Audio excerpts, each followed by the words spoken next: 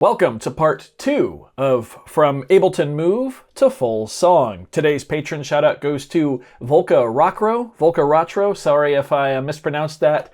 Either way, thank you so very much for the support. Let's get started. If you missed the first episode of this series, which was last week's video, I highly recommend going and watching that first. Basically, the idea of this little mini-series is I started a song on the Ableton Move, and then I put it into my DAW, and I'm going to continue to work on it until it's a full track.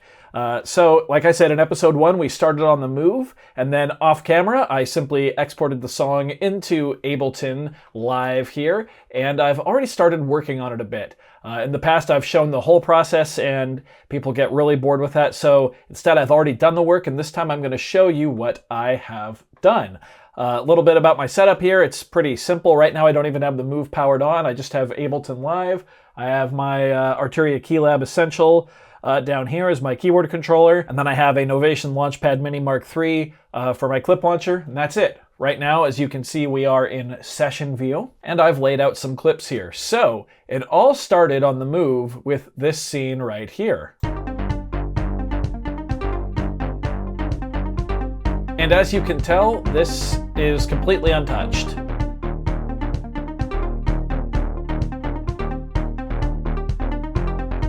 The only thing in this scene are the drums, which is just a acoustic kick drum because I'm actually going to be recording live acoustic drums, hopefully in the next episode. So the drums here are just a placeholder, as you can see. Then we've got this bass clip here.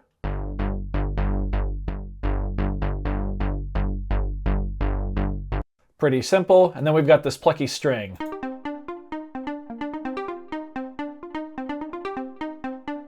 Yeah, nice and easy. Then if we come down here to the third scene, we also have the chorus from the Move.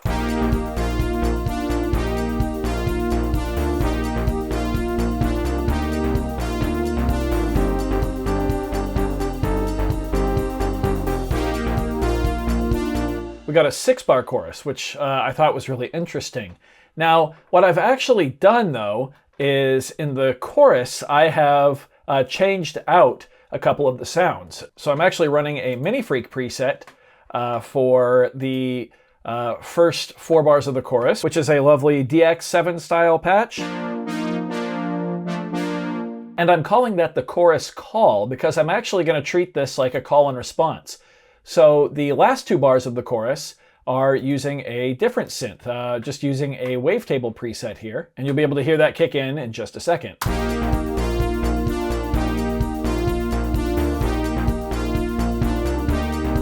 Right here.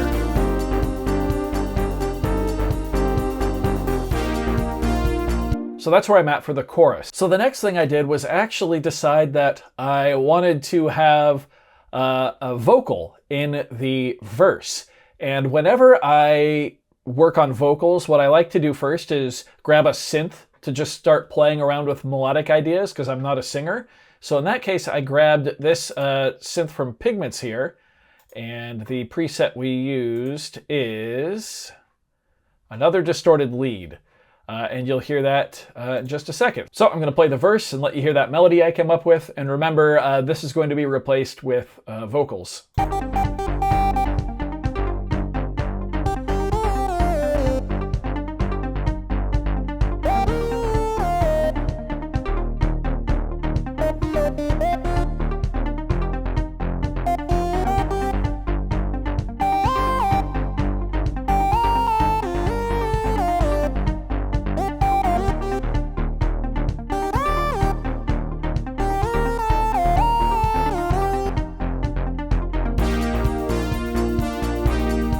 Then, of course, it goes into the chorus. So then what I did is I went in and started playing around in Pigments. So I'm going to mute that vocal track, or the vocal melody track, and show you what I did in Pigments here. So I went and grabbed a granular pad, and then threw the vocoder on it, messed with the settings. Then I scratched out some lyrics and recorded those. I'm not going to play you them because they're terrible, but then I ran those into the vocoder. As you can see, it's going into the vocoder here on Pigments. And this is what that sounds like.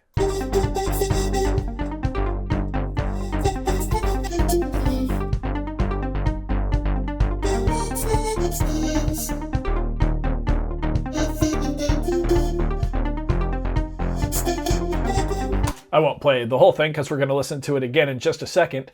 But you hear a bunch of breath and stuff in between. I'm going to remove all that once we get into arrangement view, which is hopefully what we're going to make it to by the end of this video.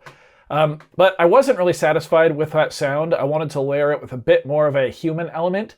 So what I did then is record yet another vocal take, but this time with auto shift, which is Ableton's built-in like auto tuning, and then a flanger, and then a Transit 2 preset called Vocals Spaced Out with the macro almost maxed out. And with all of that combined, this is the vocal sound that we get.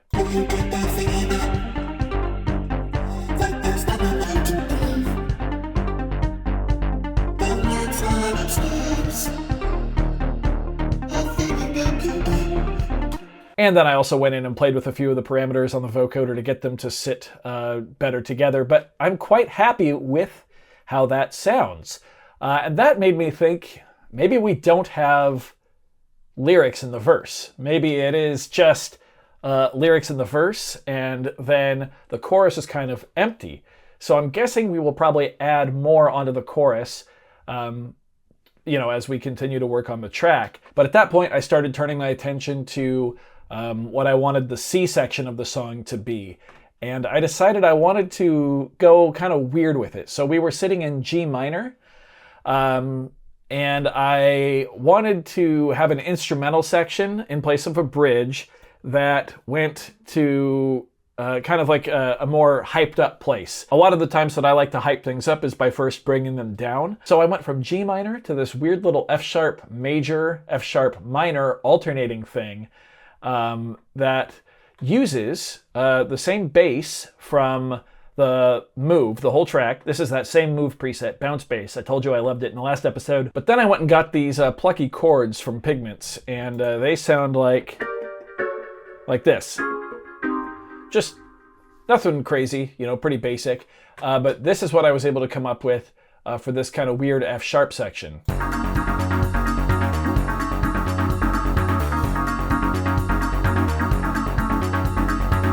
Here's what it sounds like, switching between them coming out of the chorus.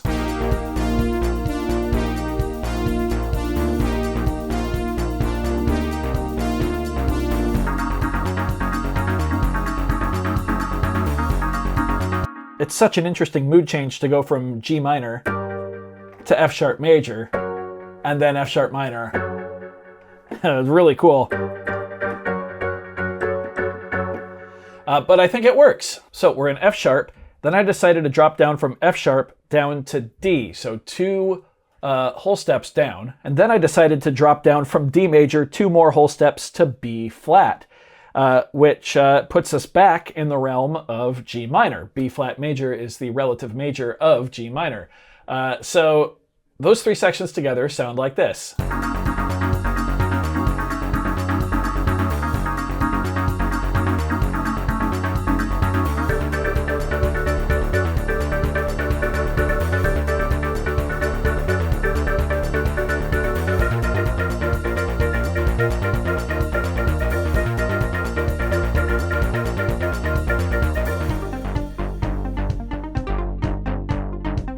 And as you can see, when I switched back to the first scene there, the verse in G minor, it worked pretty smoothly. So that's where the track is at right now.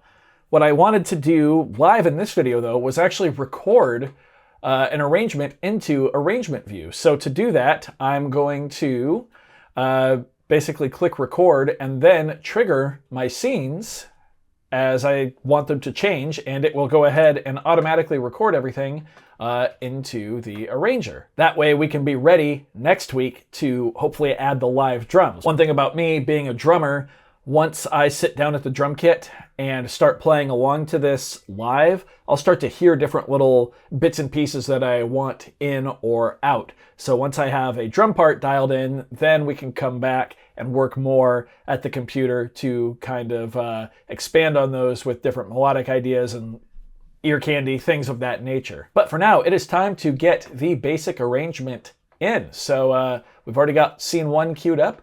Let's hit record and do it. Here we go.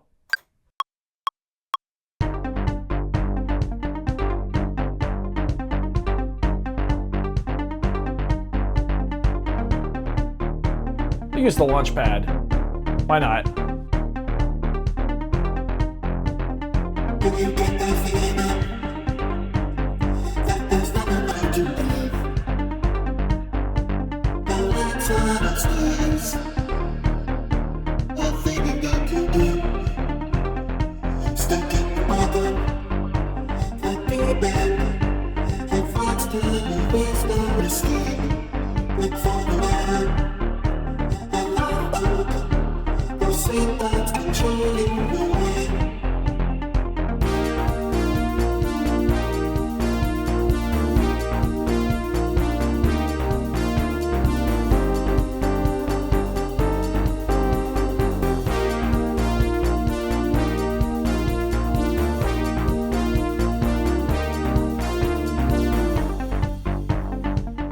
I actually like that, cutting the last 2 bars of the chorus.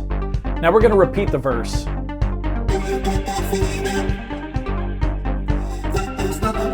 And I'll do different lyrics for the second verse, but this is just for the structure, as you can see on the screen here. We just want to make sure we kind of know where things are. I hear a hit right there. Another one.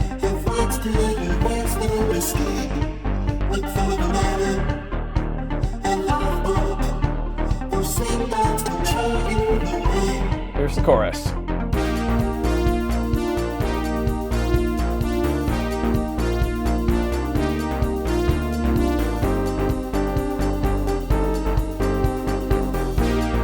We'll go again.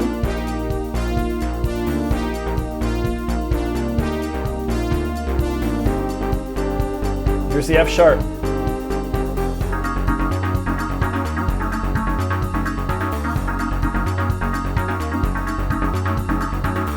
Again. Kind of seeing this maybe as like a drum showcase. Now down to D.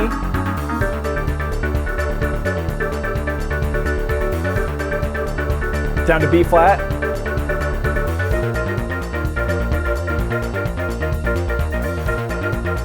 Then back to the G minor.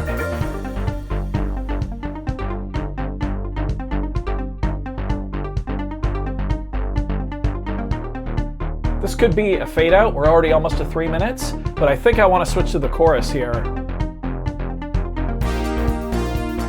and have the chorus fade out.